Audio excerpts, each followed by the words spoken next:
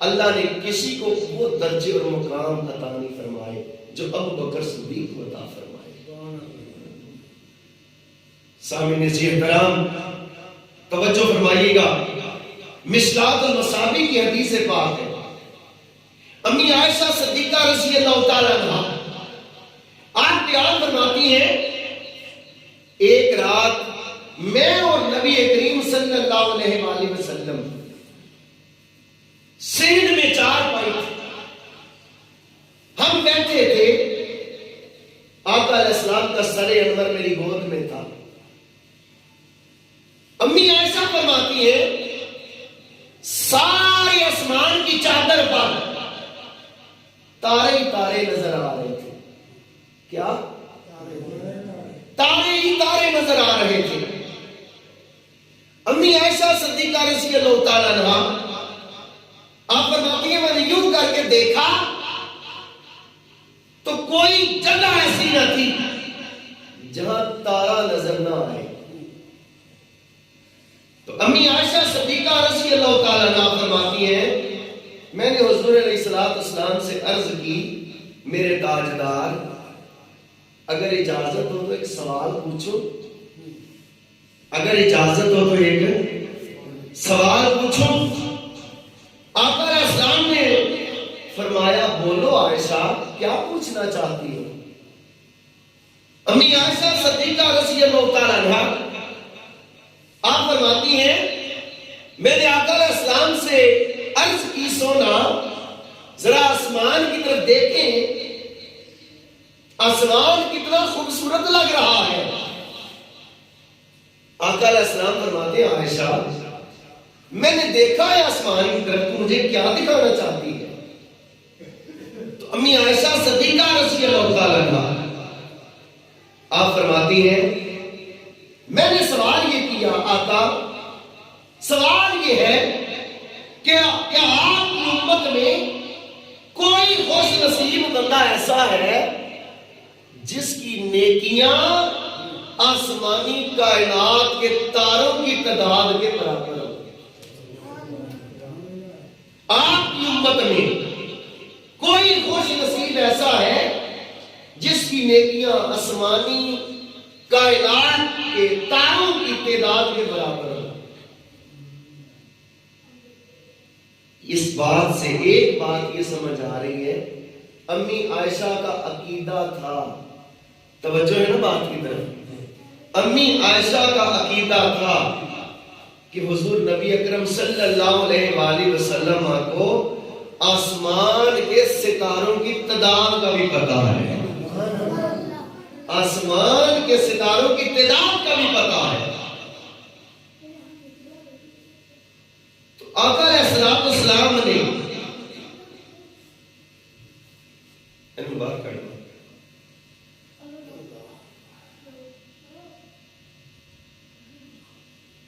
ایک مرتبہ دوسری سارے پڑھے الصلاۃ والسلام علیک یا رسول اللہ وعلی آلہ وصحبہ یا سیدی یا حبیب اللہ۔ توجہ فرمائیے گا، پوچھا آپ کی امت میں کوئی خوش نصیب ایسا جس کی نیکیاں آسمانی کائنات کے ستاروں کی تعداد کے برابر ہے؟ تو آقا علیہ السلام نے فرمایا ہاں عائشہ ایک خوش نصیب ایسا ہے، ایک خوش نصیب ایسا ہے جس کی نیکیاں آسمانی کائنات کے ستاروں کی تعداد کے برابر ہے۔ امی عائشہ کا دل خوش ہو گیا، دل میں بات تھی کہ جواب میں میرے ابو کا نام لیا جائے گا، جواب میں میرے ابو کا نام لیا جائے گا۔ امی عائشہ صدیقہ رضی اللہ تعالیٰ عنہا آپ نے پوچھا یا رسول اللہ صلی اللہ علیہ وسلم وہ خوش نصیب کون ہے جس کی نیکیاں آسمانی کائنات کے ستاروں کے برابر ہیں؟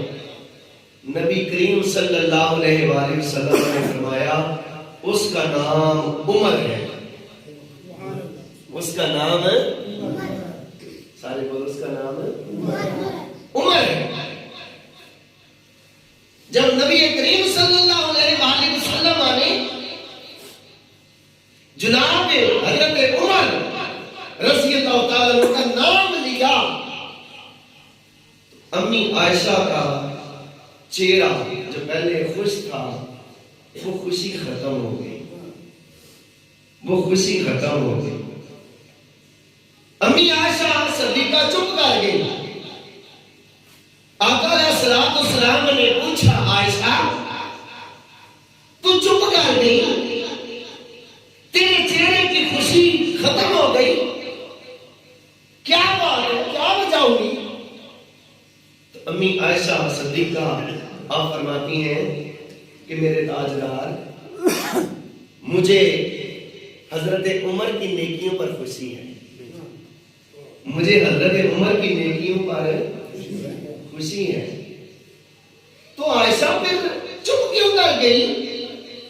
تو امی عائشہ فرماتی ہیں، عرض کی کہ آقا میرے دل میں تھا کہ شاید میرے ابو کا نام آئے گا، میرے ابو کا نام آئے گا۔ تو آقا علیہ السلام نے فرمایا، اے عائشہ تیرا سوال تھا کہ کوئی خوش نصیب ایسا جس کی نیکی آسمان کے ستاروں کی تعداد کے برابر، تو وہ عمر ہے، وہ اور اب تو نے اپنے بعد ابو بکر کی بات کی ہے۔ عائشہ بڑے دھیان سے سن لے کہ عمر خود بھی مل جائے، اس کی ساری نیکیاں بھی مل جائیں، تو تیرے باپ ابو بکر کی ایک نیکی کا مقابلہ نہیں کر سکتا، تیرے باپ ابو بکر کی ایک نیکی کا مقابلہ نہیں کر سکتا۔ گرامی قدر حضرات، بعض نے لکھا ہے کہ وہ غار والی نیکی تھی، بعض نے لکھا ہے وہ غار والی نیکی تھی، اور بعض نے لکھا ہے کہ وہ غزوہ تبوک والی نیکی تھی۔ دونوں نیکیاں بڑی باکمال ہیں۔ آقا علیہ السلام نے فرمایا، لوگوں اسلام کو، دین کو تمہارے مال کی ضرورت پڑ گئی، اسلام کو تمہارے مال کی ضرورت پڑ گئی ہے۔ ہر کوئی اپنی اپنی حیثیت کے مطابق، ہر کوئی اپنی اپنی طاقت کے مطابق اپنے گھر سے سامان لے کے آ رہا ہے، مال لے کے آ رہا ہے، اور نبی پاک کے قدموں میں رکھ رہا ہے، نبی پاک کے قدموں میں رکھ رہا ہے۔ حضرت عمر رضی اللہ تعالیٰ عنہ، آپ نے اپنے گھر کا سارا سامان جمع کیا۔ حضرت عمر رضی اللہ تعالیٰ عنہ گھر کا سارا سامان جمع کیا، آدھا سامان گھر والوں کے لیے رہنے دیا، آدھا سامان کملی والے کے قدموں میں لا کے رکھ دیا۔ یہ حضرت عمر ہے۔ یہ کون ہے؟ حضرت عمر رضی اللہ تعالیٰ۔ نبی کریم صلی اللہ علیہ وآلہ وسلم بار بار دروازے کی طرف دیکھتے ہیں کہ میرا یار ابو بکر نہیں ابھی ہے، میرا یار ابو بکر نہیں آئے۔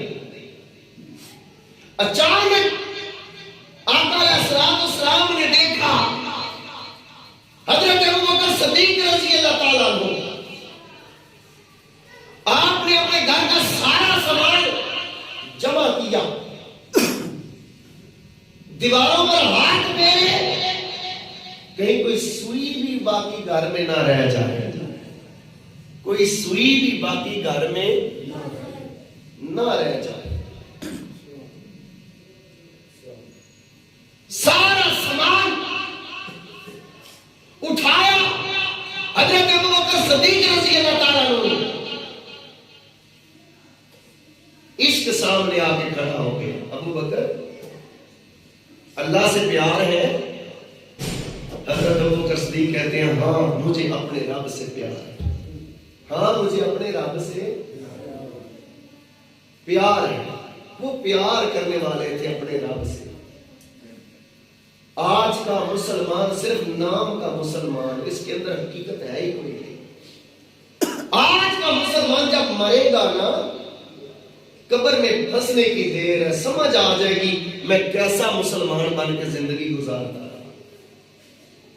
میں نمازیں ضائع کرتا رہا، میں جمعہ کی نماز کو ضائع کرتا رہا، میں قرآن پاک کو پیٹ کر کے زندگی گزارتا رہا. ہم کہتے ہیں پیچھے سے تگڑا ختم 10ویں کا بیٹا دلوا دے گا بخشش ہو جائے گی. ایسے بخششیں نہیں ہوتی. یہ ہمارے اسلام کا حال ہے. مسجد کا حال دیکھیں نا، کتنی بڑی مسجد ہے، لوگ گھروں میں بیٹھے ہیں. کنجر خانہ یہاں لگائے نا باہر، کوئی کنجر کو بلائیں تو جس کو چلا بھی نہ جاتا وہ بھی کہے گا منو چوک کے اتنے لے چلو میں جا کے ویل لوا. اور پھر انہوں نے دیکھا جانا ہے کہ نہیں کنجر میں. مگر یہ ہمارا اسلام ہے. اسلام سے محبت رہی کوئی نہیں، اللہ اور اللہ کے رسول سے محبت رہی کوئی نہیں. اس کے لیے کہا تو کیا اللہ سے پیار ہے؟ تاجدار صداقت عرض کرتے ہاں مجھے اپنے رب سے محبت ہے، پیار ہے. فرمایا تیرے جسم پر جو لباس ہے وہ بھی تو مال ہے نا. گھر میں تو نے ہاتھ پھیر کے سارا دیکھ لیا، تیرے بدن پہ بھی کپڑے باقی ہیں. تیرے بدن پہ بھی کپڑے باقی ہیں. تاجدار صداقت سیدنا صدیق اکبر رضی اللہ تعالیٰ عنہ گھر میں ایک بوری پڑی تھی. گھر میں ایک بوری پڑی تھی. ابوبکر صدیق نے کپڑے اتارے اپنے اور وہ بوری پہنی، اور اس بوری کو بٹن کون سے لگائے؟ ککر کے کانٹوں کے.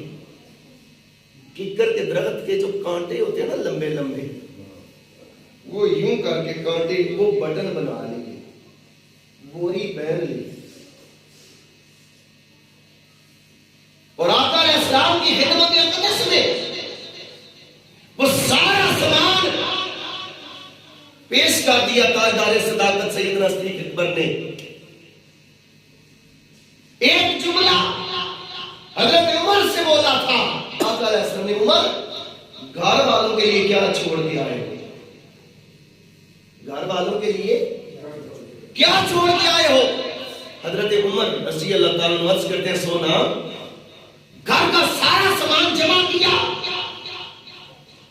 آدھا سامان گھر والوں کے لیے چھوڑ آیا، آدھا آپ کے قدموں میں لے آیا. آدھا آپ کے قدموں میں لے آیا. جب ابوبکر صدیق رضی اللہ تعالیٰ عنہ آئے، نبی پاک صلی اللہ علیہ وسلم نے وہی جملہ حضرت ابوبکر سے پوچھا، ابوبکر تم بتاؤ تم گھر والوں کے لیے کیا چھوڑ کے آئے ہو؟ توجہ ہے نا. جسے جملہ سمجھ آئے صرف وہ بولے گا، جسے سمجھ نہیں ہے وہ چپ کر کے بیٹھا رہے گا. ابوبکر صدیق سے پوچھا ابوبکر تم گھر والوں کے لیے کیا چھوڑ کے آئے ہو؟ عرض کرتے سونا سامان مال تو سارا اکٹھا کر کے لے آیا آپ کے قدموں میں، رہ کے گھر والوں کے لیے اللہ اور اللہ کا رسول چھوڑ کے آیا. گھر والوں کے لیے اللہ اور اللہ کا رسول چھوڑ کے آیا. گھر والوں کے لیے اللہ اور اللہ کا رسول چھوڑ کے آیا. گرامی قدر حضرات، وہ بوری کا لباس حضرت ابوبکر صدیق رضی اللہ تعالیٰ عنہ نے پہنا. اسی اثناء میں جبریل آئے حضور کے دربار میں، اور نبی پاک صلی اللہ علیہ وسلم نے دیکھا جبریل نے بھی بوری پہنی ہوئی ہے. جبریل نے بھی نبی پاک صلی اللہ علیہ وسلم نے جبریل سے کہا جبریل یہ کیا حلیہ بنایا ہوا ہے؟ حضرت جبریل عرض کرتے ہیں یا رسول اللہ صلی اللہ علیہ وسلم میں نے حلیہ نہیں بنایا، ذرا آسمانوں کی طرف چہرہ مبارک اٹھا کے دیکھیں۔ میرے نبی نے آسمانوں کی طرف اپنا چہرہ بلند کیا، دیکھا جتنے ملائکہ تھے، جتنے فرشتے تھے، سارے فرشتوں نے گوریاں پہنی ہوئی ہیں، سارے فرشتوں نے گوریاں پہنی ہوئی ہیں۔ جبریل یہ کیا ہے؟ عرض کرتے ہیں سونا آپ کے یار ابو بکر نے گوری پہنی ہے، رب کو ادا اتنی پسند آئی، رب ذوالجلال نے فرمایا اے جبریل آج ساری آسمانی کائنات کو حکم دے دو بوریاں پہن لے۔ اور جبریل امین آئے حضور کی بارگاہ میں، اور جب آئے تو آقا علیہ السلام سے فرمایا سونا اللہ آپ کو سلام کہتا ہے، اللہ آپ کو سلام کہتا ہے، اور آپ کی وساطت سے آپ کے یار ابو بکر کو بھی سلام کہتا ہے۔ ابو بکر صدیق کو بھی رب کا سلام آتا ہے، ابو بکر صدیق کو رب کا سلام آتا ہے۔ آقا ابو بکر صدیق کو بھی رب سلام کہتا ہے، اور رب پوچھتا ہے محبوب ابو بکر سے ذرا پوچھ کے بتانا، سب کچھ دے دیا اس نے میری راہ میں، ابو بکر نے سب کچھ دے دیا، اپنے جسم پر جو لباس تھا، جو کپڑے تھے، ابو بکر نے وہ بھی دے دیے، تو ذرا ابو بکر سے پوچھ کے بتا ابو بکر اس حال میں مجھ سے راضی ہونا؟ رب ذوالجلال پوچھ رہا ہے محبوب ابو بکر سے ذرا پوچھو کہ سارا کچھ میری بارگاہ میں لٹا کر گھر قربان کر دیا، مال قربان کر دیا، عزت قربان کر دی، جاؤ حسنت قربان کر دی، سارا کچھ میری بارگاہ میں لٹا دیا، خود بوری کا لباس پہن لیا۔ میرے محبوب ابو بکر سے پوچھو ذرا اس حال میں بھی مجھ سے راضی ہے نا؟ اس حال میں بھی مجھ سے راضی ہے نا؟ گرامی قدر حضرات توجہ فرمائے نا، دیکھیے وہ رب اس کی رضائیں کیسے پھر تلاش ہوتی ہیں۔ جب تاجدار انبیاء نے سلام پیش کیا ابو بکر صدیق کو رب کا، ابو بکر تجھے رب سلام کہتا ہے اور پوچھتا ہے اس حال میں بھی مجھ سے راضی ہونا؟ ابو بکر رو کے، ہاتھ جوڑ کے، رو کے بارگاہ مصطفیٰ میں صلی اللہ علیہ وسلم میں عرض کرتے ہیں سونا میں کون ہوتا ہوں اپنے رب سے ناراض ہونے والا؟ سمجھ آ رہی ہے کیا جملہ بولا؟ میں کون ہوتا ہوں اپنے رب سے ناراض ہونے والا؟ انا ربی راضی، انا ربی راضی، انا ربی راضی۔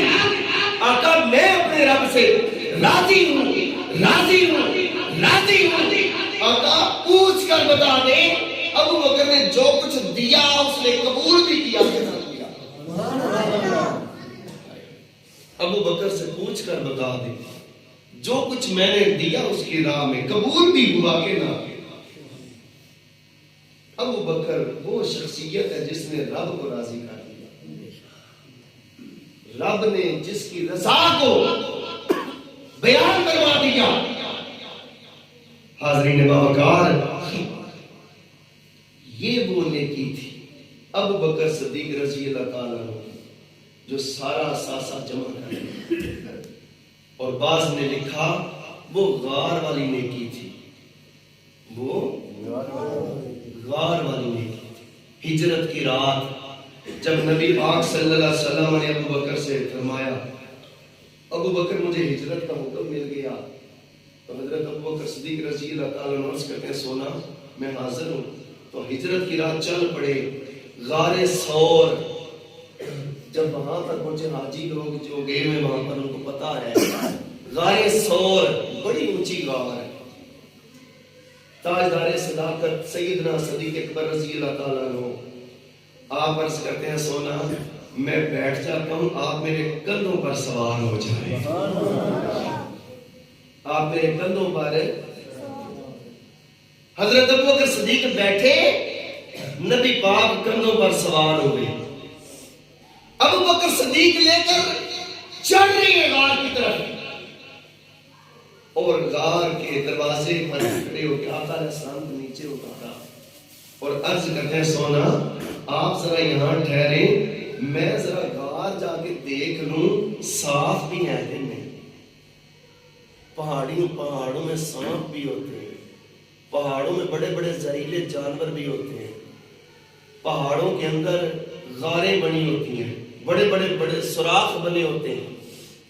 کبھی پہاڑوں میں جا کے دیکھیں نا تو سوراخ، بڑے بڑے سوراخ، ان میں سانپ، بڑے بڑے زہریلے کیڑے وہ ہوتے ہیں.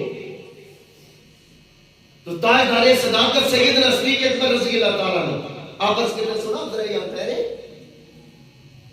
دیکھیں اپنی جان کو حضور کی جان پر کس طرح قربان کیا جاتا ہے.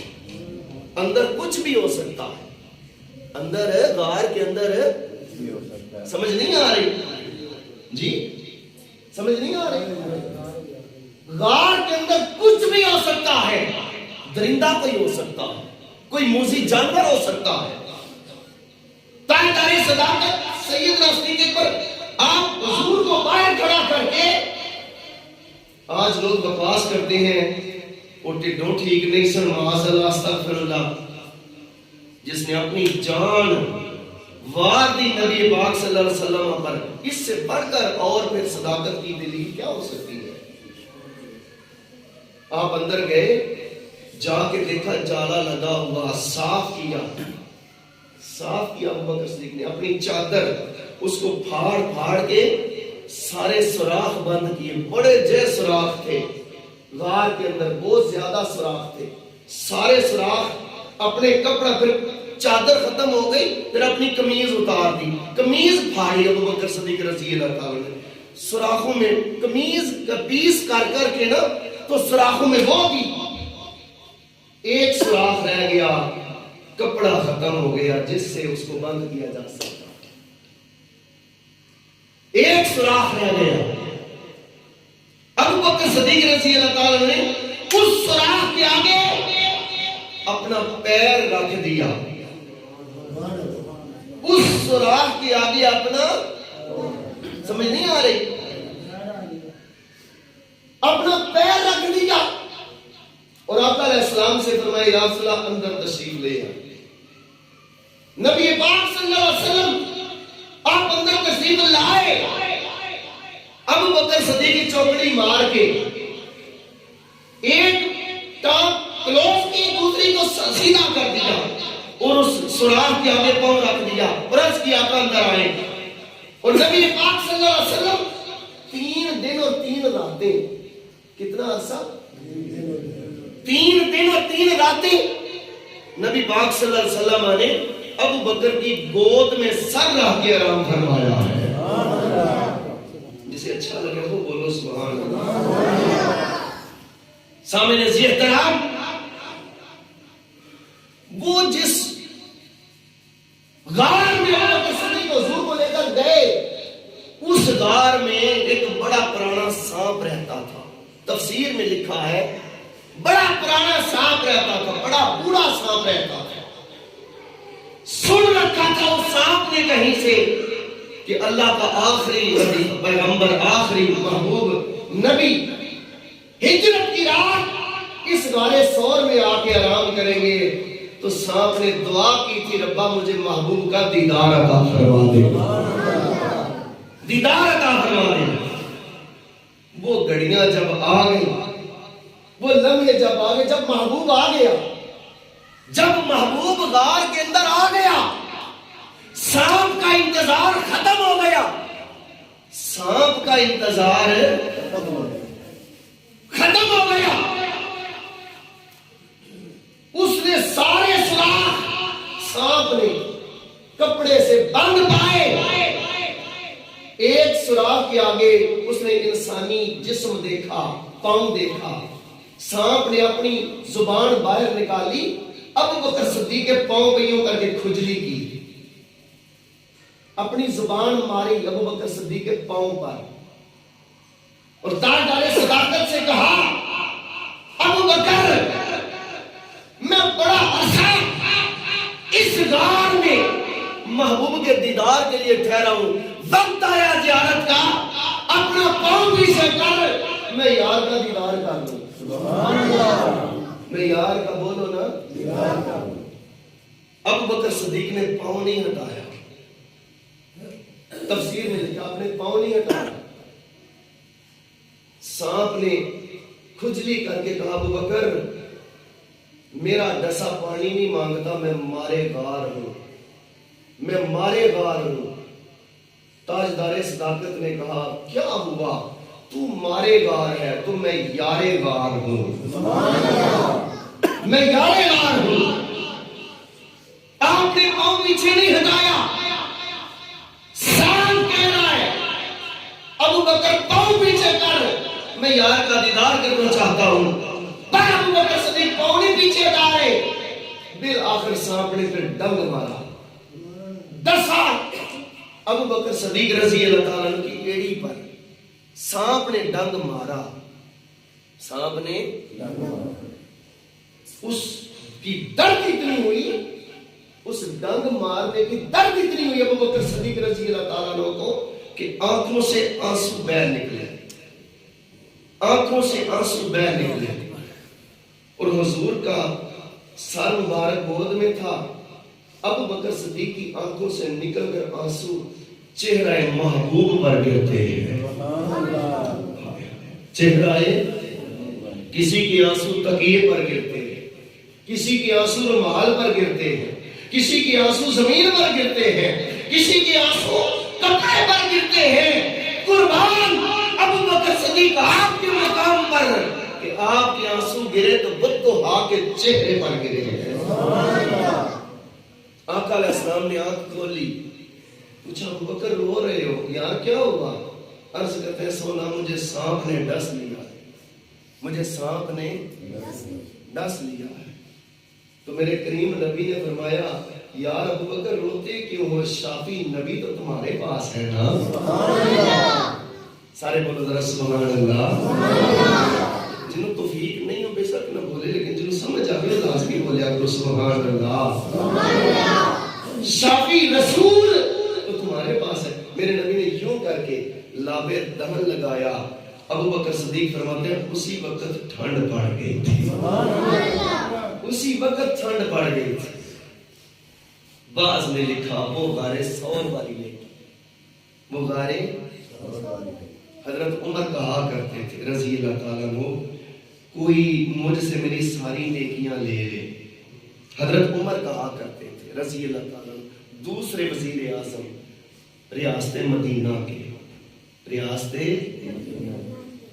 مدینہ کے دوسرے وزیر اعظم حضرت عمر رضی اللہ عنہ، آپ کہا کرتے تھے کاش کوئی مجھ سے میری ساری نیکیاں لے لے تو ابو بکر دی ایک نیکی منوں لے کے دے دے، ابو بکر دی ایک نیکی لے کے منوں دے دے، قیامت والے دن میری بخشش کے لیے ایک نیکی کافی ہوگی۔ دوستان محترم، تاجدار صداقت کی بڑی اونچی شانیں ہیں، بڑے اونچے درجے اور مقامات ہیں، ان سے محبت حضور سے محبت ہے، ان کا ادب حضور کا ادب ہے، ان کو گالی گلوچ کرنا معاذ اللہ استغفر اللہ حضور نبی پاک کو گالی گلوچ کرنا ہے۔ کبھی بھی وہ وقت نہ آئے کہ ہمارے کان یہ بات سنے کوئی ابو بکر کو گالی دے اور ہم سن لیں معاذ اللہ استغفر اللہ۔ کبھی وہ وقت نہ آئے کہ ہماری زبان پر تاجدار صداقت کے لیے کوئی ایسا جملہ آ جائے جو ہماری بدبختی کا سبب بن جائے اور قبر میں اور حشر میں ہمارا بیڑا غرق ہو جائے۔ کبھی وہ وقت نہ آئے، مرتے دم تک وہ وقت نہ آئے، یہ دعا مانگا کریں۔ اور جب بھی دعا مانگی یہ کہا کریں یا اللہ سانو نبی پاک دے غلاماں وچ ہی رکھیا جائے. اللہ تعالیٰ توفیق عمل عطا فرمائے. آخر دعوانا الحمدللہ.